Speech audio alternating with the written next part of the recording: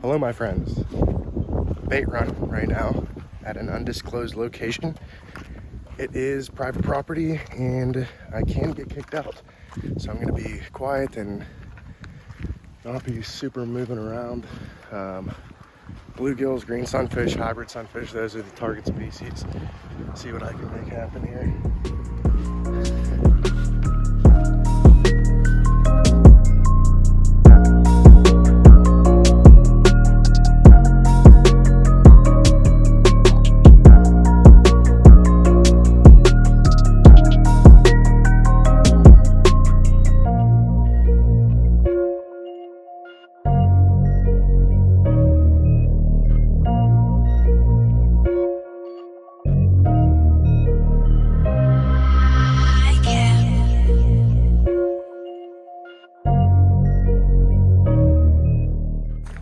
All right, guys, so bait spot number 2 of the day.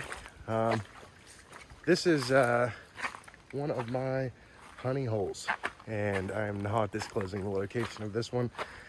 I will tell you that Pennsylvania Fish Commission has it classified as a Class D wild brown trout stream, which basically means that they can confirm that they are here, but they cannot confirm a number. So that basically means it's very minute, and I can tell you from research and from my own personal experience that they are only in one section, small section of the stream. I don't really ever target other parts of this stream except for this one spot, so I can't tell you one way or another, but I can tell you that I've probably caught 4 or 5, very small number in the couple years that I've been fishing here. Biggest is like 16 inches, which is a nice one, especially for a creek like this. And I'm going to show you, it is end of July and it's dried up, very dried up. This is the lower part here. We're going to walk up to the highest hole I fish and then work our way back, since we'll have water in the bucket at that point. But we are after chubs, and I have caught some massive chubs in here. I've even caught green sunfish on top of the trout as well. Take a walk. Now, up on that dead tree way up there in the middle, you can see, this is like, it's down in a gully. Like, I don't have any cell phone reception here at all. People, it's like there's people down here, but nobody ever comes to this stream that I know of, at least personally. I've never ever once came across anybody else fishing it, which is really cool. As you can see, this is a nice little hole there with some nice structure. Some chubs in there, you can see them. But because of that, because I don't have cell phone reception, any spot that I don't have cell reception in, I always get a little bit geeked out. Like, you know, if something were to happen, you know, I'd be nervous. Oh, there's a spider web. Duck under that. But I was here one day, and I know there's a bald eagle in this area because I have ran into him. He was up on that dead tree I showed you.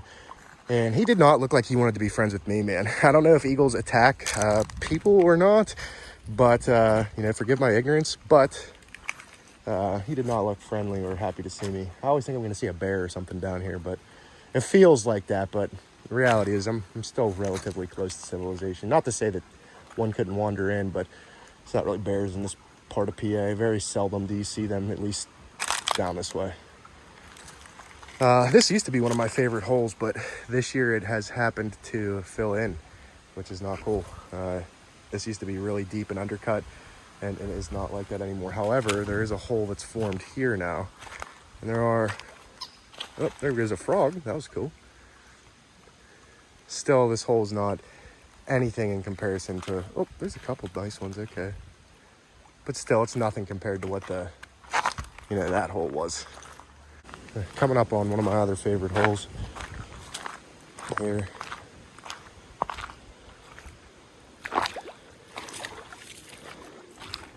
This is like second to favorite hole. And it's filled in quite a bit too, in the lower half of it. I mean, it's still very undercut here at least, but it's so hard to get I mean, especially with all the twigs and stuff down in front of it, it's so hard to get a bait back in there. Out here, it's It's much deeper than it was, but that's so crazy. There is no current. I've never seen it this dead. There's a crayfish right there. I don't know if you can see that.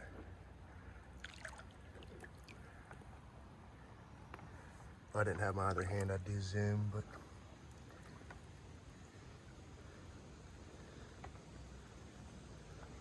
sick, this tree fell over. Dang it. It's a pain to figure a way over this now. Oh, she looks beautiful though. You can see her up there in the distance. Wish there was no spider webs. Stupid spider webs. I don't know if people could sit inside and not want to do this. Just enjoy your day on a 95-degree day inside the air conditioning. I don't know how that's enjoyable. I want to be out here sweating. Look at it, it's like a nice little blue lagoon. It's shallowed up, so that far right side over here used to be the deep part of the hole. So it has changed from last year for sure. See here, I'll just show you. This used to all be very shallow over in here. In fact, all the way to the left there, that used to be above ground. So it's got cut out quite a bit. This part over here underneath the root wad used to be the real deep part of the hole. Now it's right out here in the middle. But I'm gonna get some wax worms on this. Oh, that's a really good one. Oh, there, it's loaded, man. You can see any of that. Oh, I see one just jumped. That was cool. Gorgeous colors on this one, man. You're going back there. Future bait. I am sweating profusely. Wrapping up on spot number 1. We did pretty good. Kept a couple mid-size for various other species, but I got some decent flathead ones. They'd be like right at the start of what I'd consider a flathead bait for a chub.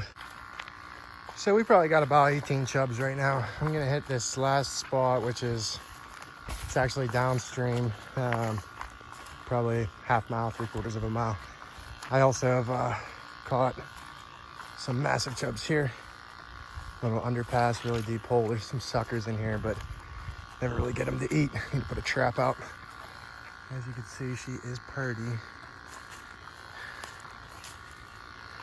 See if we can walk up and see anything off rip. It's a chub. Doesn't look like nothing too special. There's a bunch of little ones. All right, put the phone away, get to work. Check out this gem, dude. Didn't even know there were wild brook trout in here, native brook trout in here, man. Let alone this small population of wild browns. This is incredible, dude. I'm so excited right now. It's so pretty.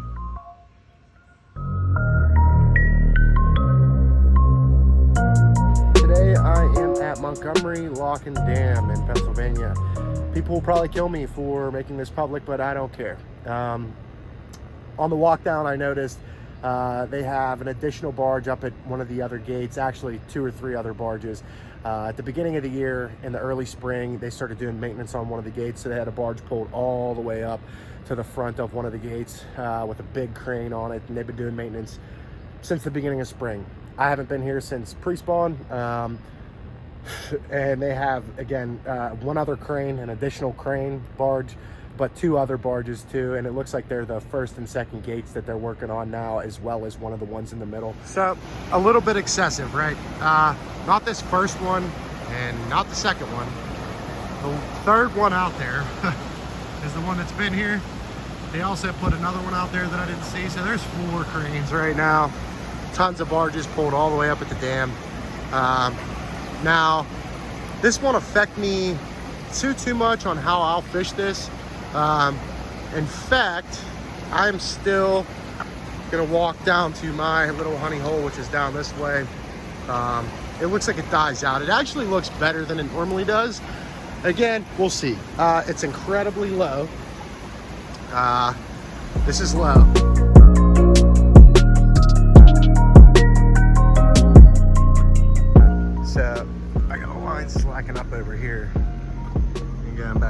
that could be the current. I mean, there's lots of current out here. But we're just gonna be sure, tighten it up a little, see what's happening.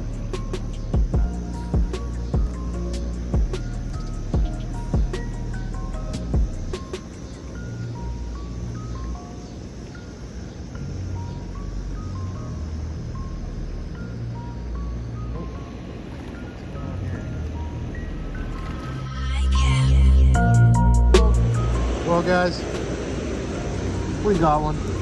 In fact, he's so small that I didn't even know I had him. But Maruto was planted snug in the cheek. As you can see, the little hole down there. Cut bait out of the dam. That's bugs in my throat.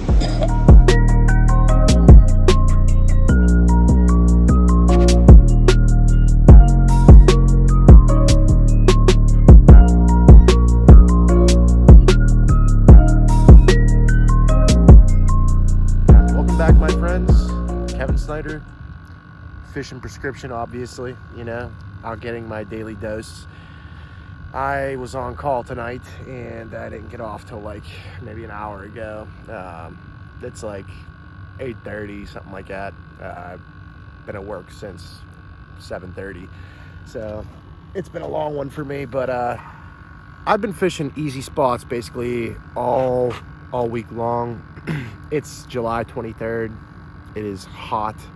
The fish are at the end of their spawning cycle.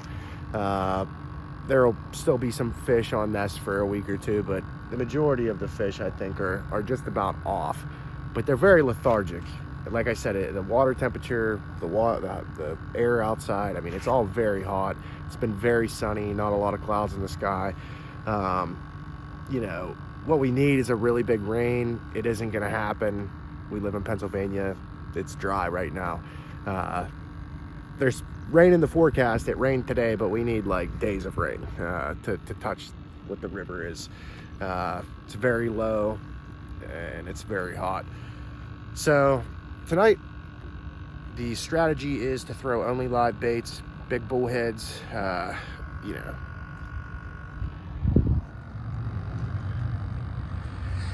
Man, I hate this spot, bro. I really do. I only came here because it was easy and I've just been taking it easy. Being that it is a boat ramp, we do have lots of pleasure boaters. Lots of pleasure boaters, man. Take your pleasure somewhere else, bro. Trying to catch a big grandpappy flatty and cramping my style, man. Jeez Louise. Causing all this wake. Feel like I'm at the damn beach. Dude's on jet skis way down here. Bridge. See him down there? Stupid jet skis, bro. I have beef with jet skis. Those of you that know me know I have beef with jet skis.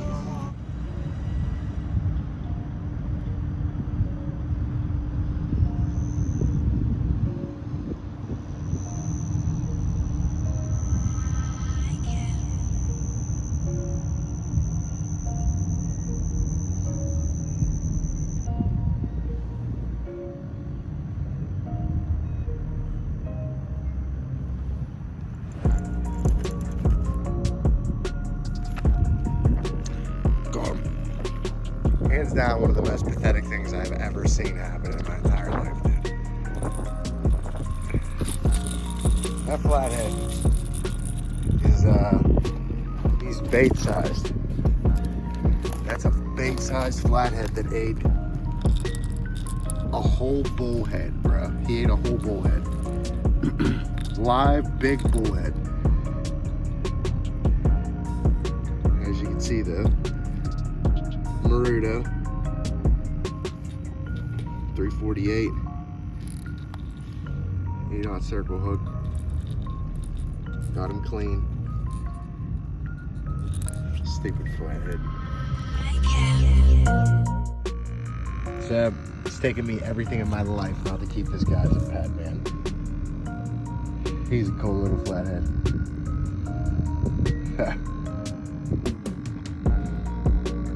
Hello, my friend. Hola.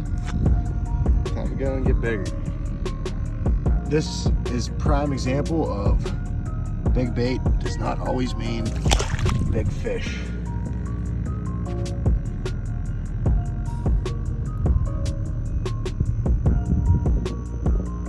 See you, buddy.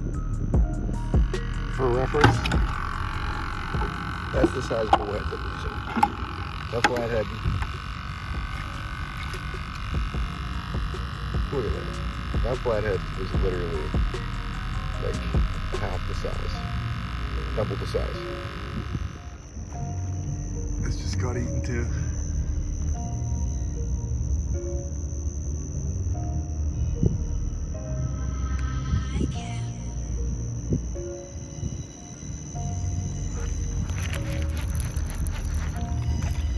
Got him.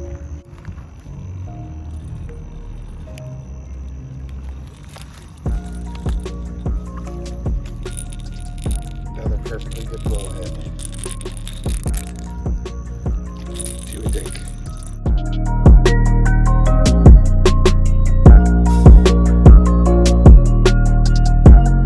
Well, guys, a little bit bigger, not much. A couple pounds, maybe 2 pounds, 3 pounds bigger. But it is bigger.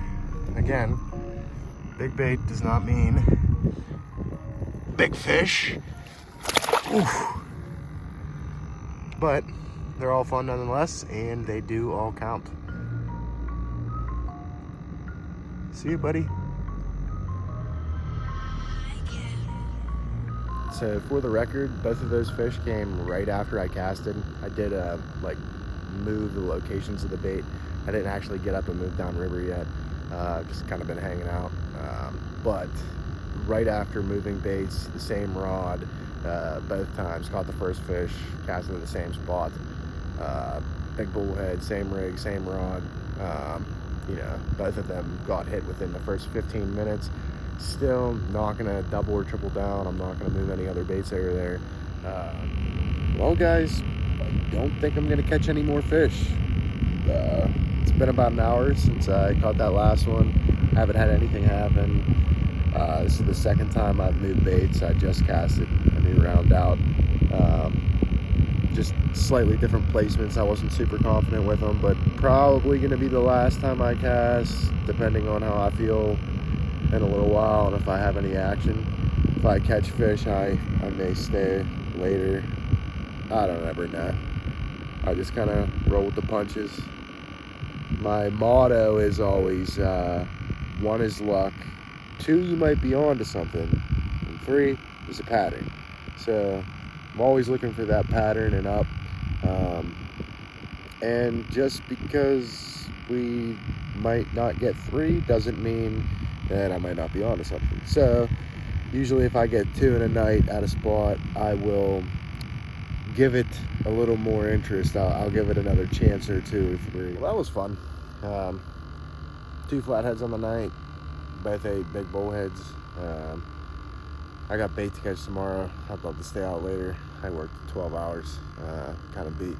So check back in tomorrow definitely for the bait run. Hopefully we get some Prima de Janeiro baitos. Gonna probably make everything into one video here for you, but nonetheless, the fishing prescription.